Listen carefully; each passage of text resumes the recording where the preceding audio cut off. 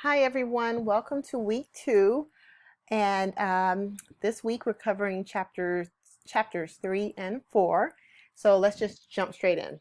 I do want to add before we jump straight in is that I understand that it's best to have these little mini lectures be no more than 5 minutes. So what I'm going to do instead, which is great because it's all record it, I'm going to encourage you to take breaks. So if I end up, going on and on like I did last week, and 2 presentations were 20 minutes apiece, feel free to pause it, take a break, look away from the computer, do something else that doesn't require you to use your eyes.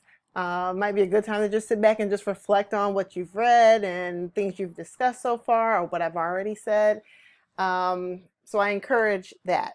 Okay, so back at it. Chapter 3, risk factors and early intervention.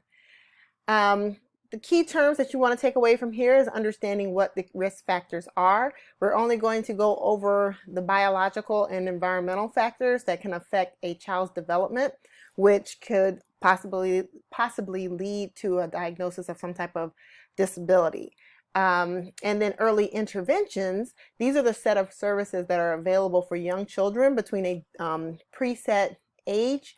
And this is basically the strategy that healthcare professionals and licensed professionals want parents to take the moment they notice that their child, or maybe a child care worker or a teacher, is noticing that a particular student is not hitting the same milestones as their peers. So this is where the early intervention services come in, and the point of them is to help lessen the impact of the disability on the child's development. What you'll notice is that you won't see the word cure or alleviate or anything that suggests that the disability no longer exists. It's basically to go in, have the proper assessments done to see exactly where the deficit is, and then providing services around it to hopefully either strengthen the deficit or encourage the student's ability to be able to learn it and possibly in a different way.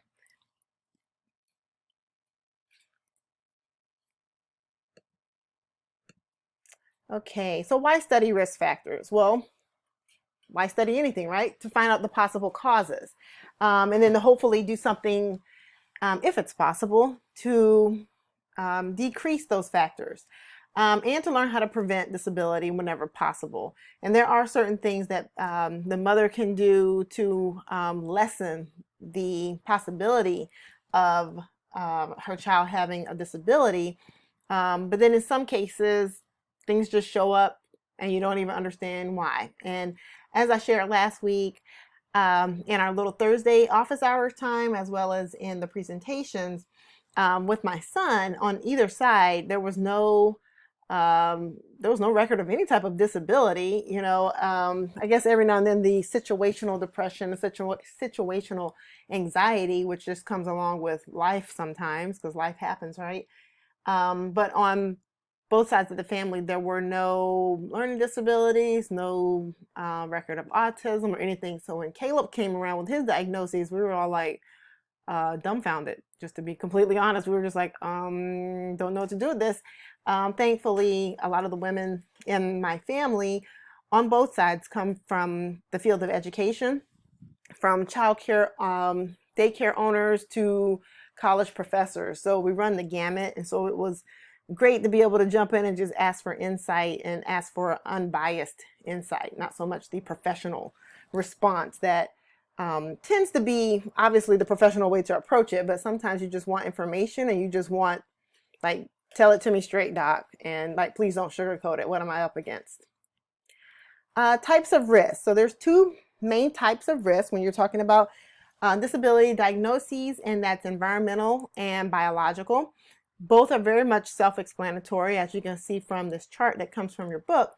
Environmental risk may include poverty, environmental toxins, child maltreatment, and which is basically neglect and or abuse, and then other things, because different environments have different type of risk available to them. And then biological risk, basically from the child's moment of conception to their first year of birth, children are developing rapidly. That's when you see a lot of children getting immunizations, as well as infrequent doctor visits, just to make sure the child is hitting his or her milestones. More biological risk factors. Here you see kind of a breakdown of different things that parents, the mother I should say, is tested for. You want to make sure she doesn't have any infections. Blood is constantly being pulled to make sure everything is good to go as far as the labs are concerned. The mother hopefully will not engage in any type of illicit behavior that involves alcohol, illegal drugs, or smoking, and that includes being around it as well. It used to be a thing where a mother's age would play a role if the child has Down syndrome. It's been one of those things that's been debated, because we're hearing more and more about women being able to have fully developed children at later dates in their later years. Of course, it all depends on the actual woman and her health going into the situation, but I suppose if she's 60 trying to have a baby, that's a whole different conversation. Perinatal factors may happen, oxygen deprivation. So, if any of you have had children, you also understand that during childbirth, how it's important to keep the mom and the baby's oxygen levels obviously at a decent and average rate, because you don't want any kind of anything to happen during the delivery process. And then, of course, prematurity and low birth weight can also possibly increase the likelihood of a disability. And then postnatal factors, things that happen after the baby's been born. So that's when the environmental things will come into place. If the child is born with a cold, trying to figure out where that's coming from, just different things, a variety of things. Environmental risk factors can include radiation, neurotoxins. This can be, anything from in the environment, being close to power lines. There's been some people who believe that they produce radiation that can affect child's development. You can look at lead in paint. If you're in an older building, sometimes the schools in poverty-stricken areas are not as well kept as others, so there may be lead still in the paint. I'm not really sure the technical word of it, but the popcorn ceilings. Sometimes you'll go into old homes, old buildings, old churches, and they've used the popcorn ceiling look. And there's a possibility there's asbestos. If it's extremely old, asbestos still in the paint and in the ceiling foam. And so that's where the other environmental toxins come in. There's sometimes lead in the water, because the pipes are old. We already talked about poverty. Child maltreatment can be from in the home or outside the home, because unfortunately we know about bullying and the different things that can happen at school, or just, maybe sometimes it's not a physical maltreatment, sometimes it's emotional, and the way people are talking to you, what's being said to you at home. And of course, then, unfortunately, accidents happen. And sometimes that can lead to, a permanent disability. And then school factors, where I mentioned, of course, bullying, and just things of that nature. There's a lot of factors that play a role in getting diagnosed with a disability. So when it comes to strategies for prevention of a disability, there's immunization. As I've already shared, babies started getting their first set of shots very, very early on in life. And then there's the immunization chart tracks when the child needs their next set. There's a lot of debate about immunizations. And so parents have been allowed to choose whether or not they want their children to be immunized in order to attend schools. Schools have pushed back and said, okay, we'll allow it, medical waiver. And then now they're getting to the point where now, with everything else that's emerging, now they're starting to lean towards either you have it or you don't.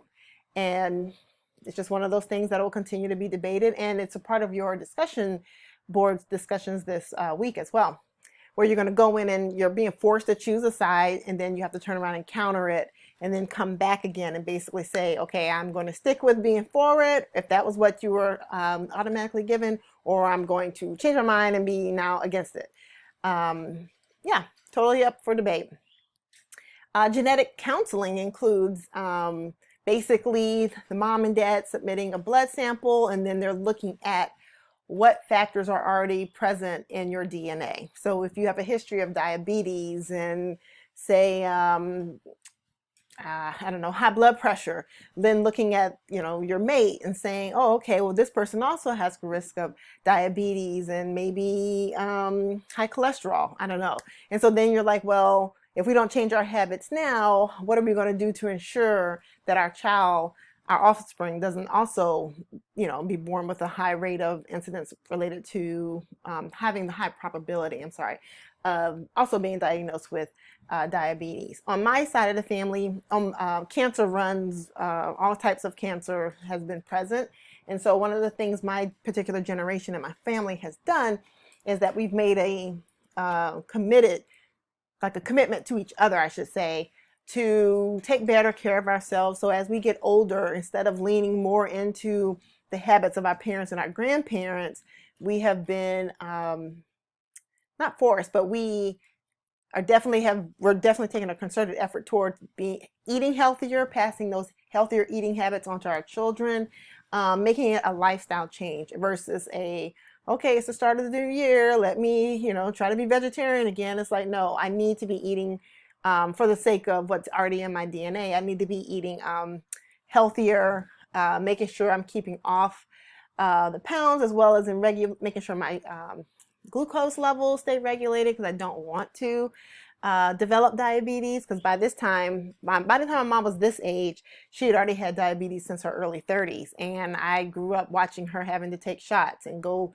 through the ups and downs with her weight, and it's just the way diabetes affected her, and I was just like, I don't want to go through that. And so it's just one of those things you have to choose, but it also plays a role if you want to just go through genetic counseling, get those results, and then you and your partner have a better idea of what's being passed on genetically to your offspring. Early prenatal care, from the moment of conception, from the moment that you realize you are pregnant, women should be engaging in prenatal care to help the development of the child, as well as the mother, who obviously has to carry it. Then there's prenatal testing. Under this particular header is when women will get the amniocentesis test, and that's where they take this really long needle and pull out some of the amniotic fluid. And at this point is where I would love to be able to see everyone's faces, because then you can usually tell people are either unfazed or they're just like, ew, because they didn't realize. But yes, it happens, and they can go in and test the amniotic fluid for the trait for the trisomy trait, DNA trait for Down syndrome. There's been a lot of debate about that particular that's not an immunization. There's been a lot of debate about that particular test, because parents are given a choice to abort the child if the results come back showing positive. I have known people here in San Diego who have had that test done, and it's been a false positive, basically meaning it came back saying positive that the child would have Downs, and then when the child was born, there was no record of it. There have also been people who've gotten false negatives, which is the exact opposite of that. I have yet to come across anyone who has shared that they actually did abort their child. The ones I have talked to about it, and it isn't like they called me and told me, is either I worked with them or these were students in the class in previous classes. They have put it in God's hands. And that's not to say that all my friends are Christian. It's just that, they placed it in God's hands, and they, expected him to provide, and he did, because he's God, right? Let's see. The next slide is about early intervention. I encourage you to go and check that video out. It's basically talking about, from a parent's perspective, some of the positive things that have come from engaging in early intervention strategies. The video here at the bottom does the exact same thing. I believe this one is told from a dad's perspective, which is great to hear, because a lot of times the videos, the presentations will be from the mother's perspective. And it's not to say that men aren't involved. They are. It's just that it's good to, I believe, to get the dad's perspective as well, because, men and women approach a lot of things differently. So it's just a different insight, different viewpoint. The eligibility for early intervention is the ages of birth to 3. And so that, like I said before, if you've been around children, if you have children, those first 3 years, first 5 years are so formative for children, and they are expected to hit certain development stages. And so the early interventions services come in and they can help children with developmental delays. That can be speech, that can be something occupational, meaning they might need help with gripping. Maybe as a child they had a hard time holding onto the bottle. So you can think about a little baby holding onto a bottle, strengthening their grip to be able to grasp the bottle, but then that of course would lead to them being able to possibly take their pacifier out of their mouth, which is going to require more hand strength, which of course would be needed for holding a spoon, holding a fork, being able to guide it, not just picking up I don't know, the corn in the bowl, but picking it up, holding it steady enough to guide it into your mouth. I mean, it's all the things that, unless you've actually worked with a child who needed help with that, there's a possibility you may have taken it for granted. It's like brushing your teeth, being able to hold that, that stick, which is the toothbrush, and then be able to go up and down. And it's all the little things that, like I say, and I say it all the time, and you'll hear me say it all the time, we take for granted because it wasn't something that presented itself as an issue to us. Children with physical or a mental condition that carries a high probability of a developmental delay. So the physical is always easier to be able to go in and target. It's like, hey, this is what's going on. This is what I see. But when you have the mental things going on, it's obviously a lot harder. Birth to 3 is not going to sit down and say they're sad. But if you notice that they never smile, or if they cry a lot, I mean, if they're engaging in a lot of the behaviors that go along with depression, then as a child care provider, you're going to want to kind of figure it out. And it may be asking the child, is it, do you not like to play? Does something hurt? Like with my son with limited speech skills, to this day, he doesn't come home and say, or we don't call him or FaceTime and he says, well, this is how I'm feeling today, or I was happy today. We base everything off of behavior. Same thing, birth to 3, they're crying. It's like, do they need to be changed? Are they hungry? Does something hurt? Are they sleepy? It's just a guessing game until you're able to do something that lessens the sign that obviously is bringing them grief. And so, like I said, when it comes to, if they're not feeling good about themselves, if they're not having, if they're having a lot of anxiety in certain situations, you want to be able to go in and address it quickly, just to make sure it doesn't impact their development along the way. Then children who are medically or environmentally at risk for developmental delay, if early intervention is not provided. So once again, going in, maybe the child has a lot of medical needs that require tubes and an ADA housing, meaning it needs to have a ramp so that the child can use their wheelchair to get to, the door, or if they live on the second floor, just different things, anything that's in their environment or something that's medically going on with them that could possibly lead to a delay, these children would also qualify. And like I said, please check out the video. So the point of the elements of early intervention is always going to be family focused. You want to, similar to the IEP, get the input from the family. With the IEP, you're looking at more so getting input from the parents or the guardians. When it comes to the early intervention services, this is now family focused. So if the child with a disability has siblings, you want to get their input because you want to make sure the child's able to engage properly with their siblings, as well as in the siblings being comfortable engaging with their sibling who has a disability. It's always individualized, just like the IEP. It's interdisciplinary, just like the IEP as well. And this basically means you're not just looking at it just from a reading and math perspective. You're taking everything, think of it as a holistic approach to the child. It's collaborative. No one is walking into the meeting regarding the early intervention services and saying, this is what Johnny needs and we're going to do X, Y, and Z. You have to take everyone's insights and perspectives into consideration. Excuse me. So it needs to be a collaborative process. If they're proposing something, and I say they, I mean the parents are proposing something, and you as the child care provider knows that, hey, we don't offer that service here, be very open and honest about it, and then open up the floor for suggestions on how we can best, address the child's need.